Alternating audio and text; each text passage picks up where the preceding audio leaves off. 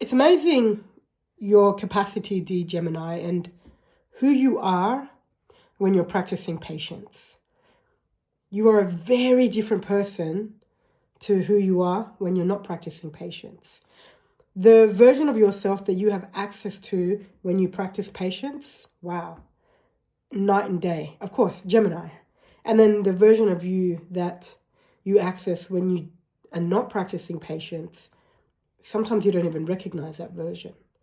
And right now, what is most useful for you is slowing down a little bit so that you can access the version of you or the part of you, whatever you want to call it, the version, I'll just say call it the version of you that knows what patience means.